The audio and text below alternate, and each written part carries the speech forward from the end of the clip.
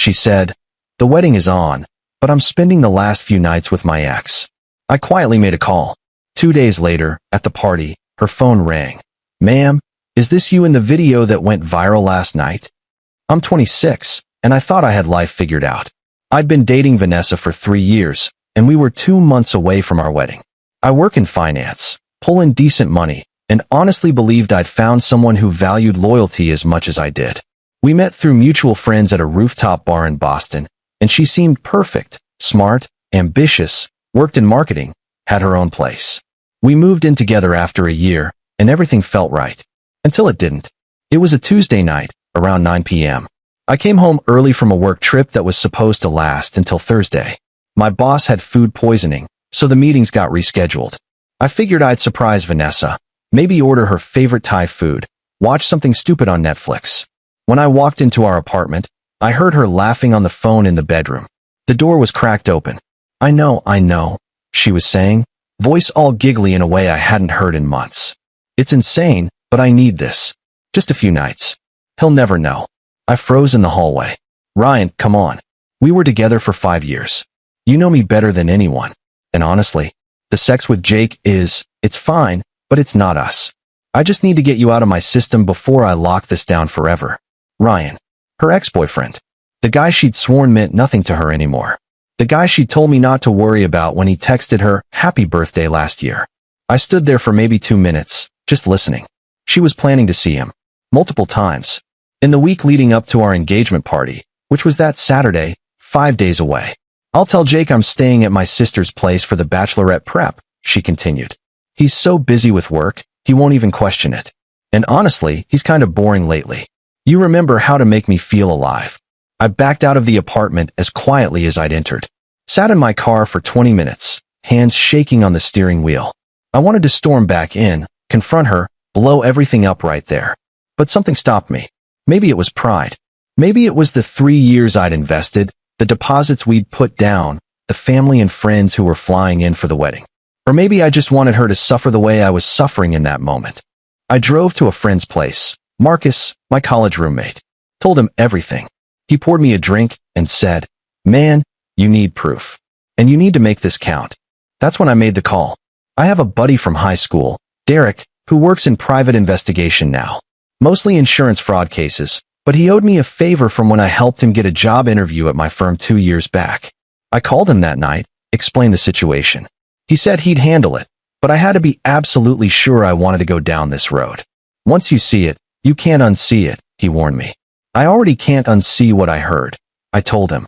For the next 3 days, I acted normal. Came home, kissed her on the cheek, asked about her day. She told me Wednesday night that she was staying at her sister Melissa's place Thursday and Friday to help with bachelorette party planning and some wedding crafts. I nodded, smiled, said that sounded fun. You're the best, she said, hugging me. I'm so lucky to have someone so understanding. I wanted to vomit. Thursday evening, Derek texted me. Got him. She's at the Marriott downtown, room 847. Been there since 6 p.m. Want photos or video? Video, I replied. Everything. Friday morning, he sent me a secure link. I watched it in my car during lunch break. Vanessa and Ryan entering the hotel room. Laughing. Kissing in the hallway before the door even closed. I didn't watch the rest. Didn't need to. But Derek had gotten more than I expected. He'd also recorded her walking out of the hotel Friday morning, then going back again Friday evening. 2 nights. Just like she'd planned. What do you want to do with this? Derek asked when I called him. Our engagement party is tomorrow night. 7 p.m. at the estate venue. Can you send the video to a burner number I'm going to give you? Time for exactly 7:45 p.m. tomorrow? You're sure about this? I've never been more sure of anything. Update 1. The engagement party was at this gorgeous venue my parents had paid a deposit on. 15 grand, non-refundable. About 120 people were invited. Both our families, our closest friends, co-workers, college buddies. Vanessa had been excited about it for weeks, posting countdown stories on Instagram, showing off her dress, talking about the speech she was going to give. I showed up at 6:30 p.m., helped set up, smiled at everyone who congratulated us.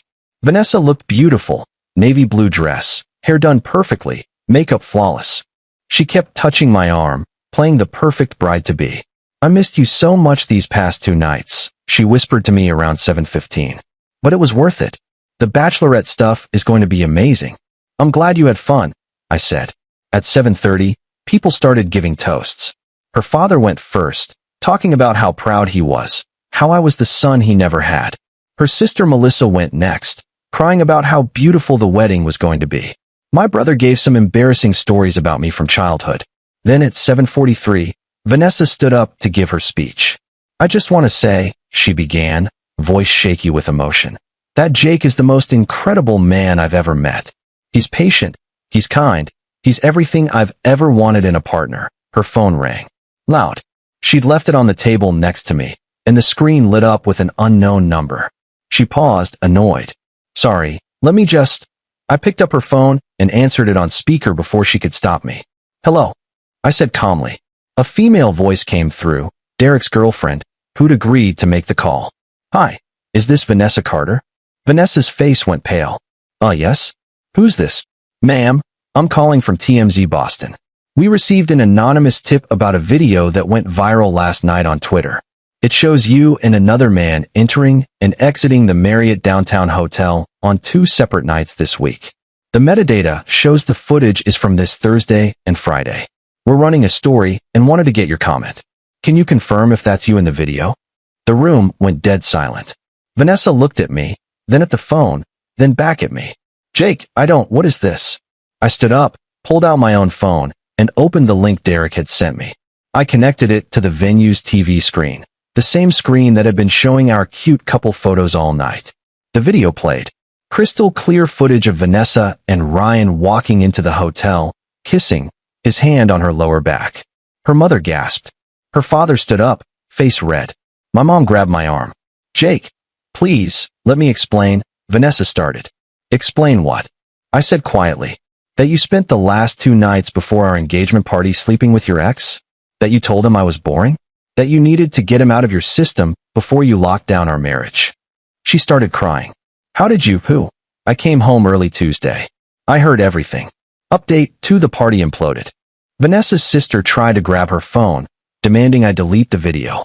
Her father started yelling at me, calling me vindictive, saying I'd humiliated his daughter in front of everyone.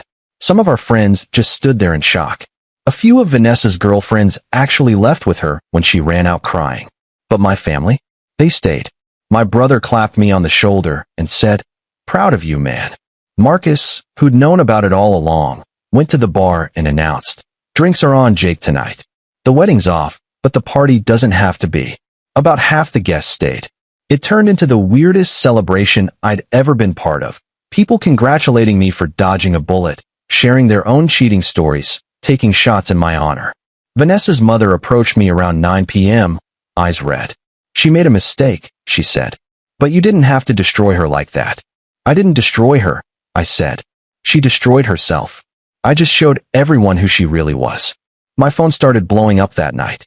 Apparently, the video actually had been posted online, not by TMZ, but by someone at the party who'd recorded the screen and put it on TikTok. By Sunday morning, it had 2.3 million views. By Monday, it was on Reddit, Twitter, Instagram. People were calling her the Marriott bride. The comments were brutal. Vanessa called me 17 times over the weekend.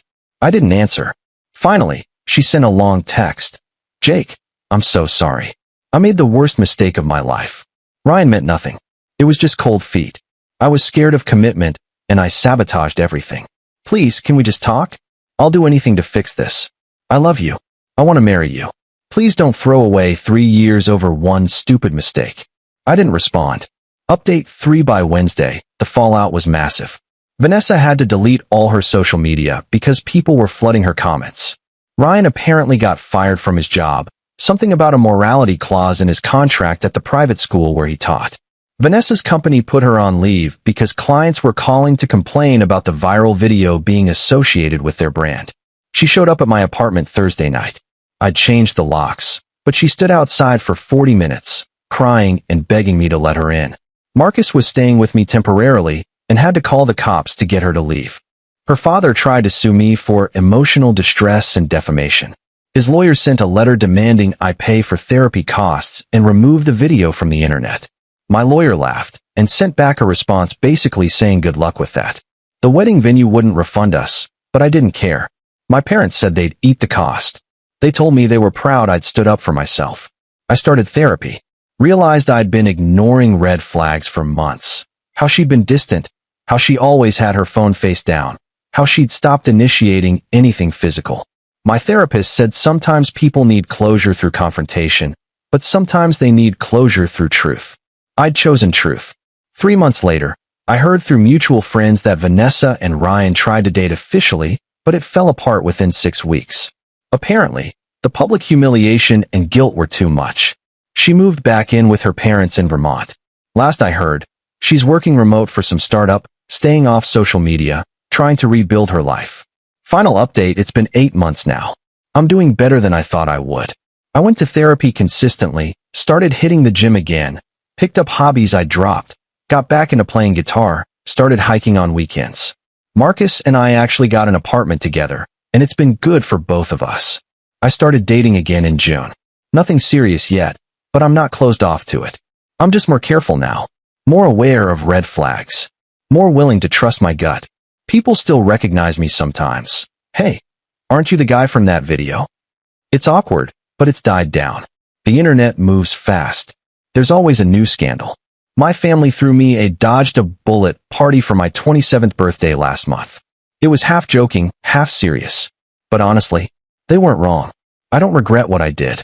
Some people have said I went too far, that I should have just called off the wedding privately. Maybe they're right. But she was ready to marry me while keeping Ryan in her back pocket. She was ready to build a life on a lie.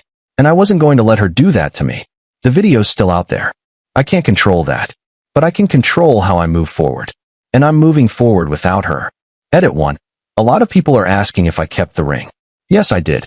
It was my grandmother's ring, so it was never really hers to begin with. It's back in my family's safe. Edit 2. No, I haven't heard from her since May. Her sister unblocked me recently and sent a message saying Vanessa's doing better, but didn't elaborate. I didn't respond. Edit 3. For everyone asking about Derek. Yes, I paid him. He didn't want to take money, but I insisted. He earned every cent.